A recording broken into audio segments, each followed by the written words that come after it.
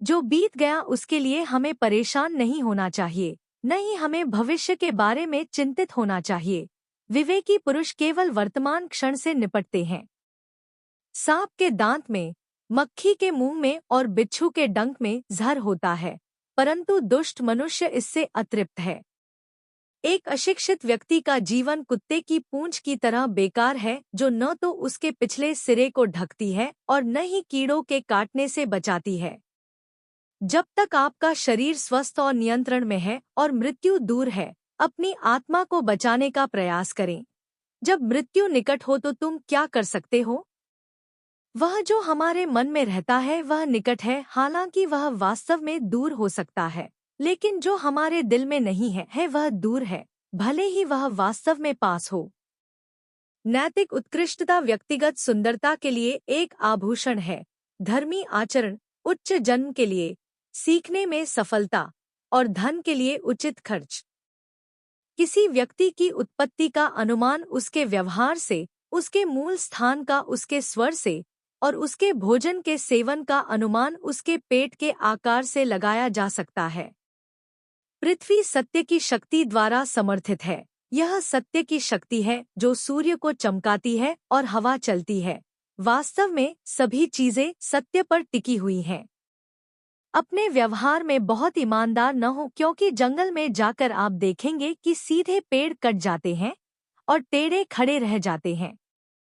हमें सदैव वही बोलना चाहिए जो उस व्यक्ति को प्रसन्न करे जिससे हम कृपा की अपेक्षा रखते हैं। जैसे शिकारी जब हिरण को मारने की इच्छा करता है तो वह मधुर गीत गाता है। एक विद्वान व्यक्ति लोगों द्वारा सम्मानित किया जाता है। एक विद्वान व्यक्ति अपनी विद्या के लिए हर जगह सम्मान पाता है।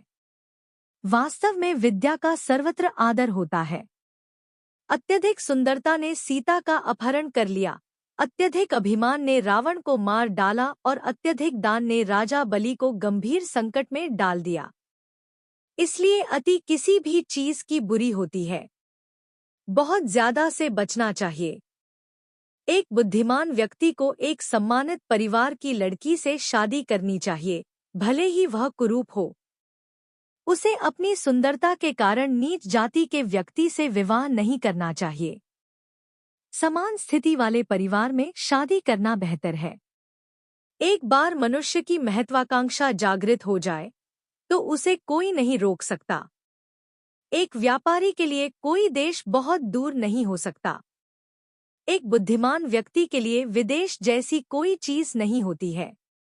वह जहां भी जाता है घर पर होता है। जो व्यक्ति भविष्य में आने वाली परेशानियों से अवगत होता है और अपनी बुद्धि से उनका सामना करता है, वह हमेशा सुखी रहता है। और जो मनुष्य अच्छे दिनों की बाट जोहते हुए निष्क्रिय, बिना काम किए रहता है, वह अपना प्राण खोएगा।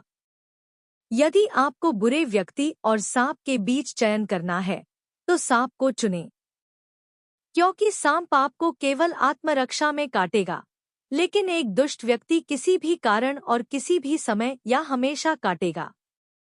कोई भी काम शुरू करने से पहले हमेशा अपने आप से 3 सवाल पूछें। मैं ऐसा क्यों कर रहा हूँ? इसके क्या परिणाम हो सकते हैं? और क्या मैं सफल हो पाऊंगा? जब आप गहराई से सोचें और इन सवालों के संतोषजनक जवाब पाएं, तभी आगे बढ़े। जिस देश में रोजी रोटी का कोई साधन न हो, जहां लोगों में भय न हो, जहां लोगों में भय न हो, जहां लोगों में लज्जा न हो, जहां बुद्धि न हो, जहां दान की प्रवृत्ति न हो, बुद्धिमान व्यक्ति को उस देश में कभी नहीं जाना चाहिए।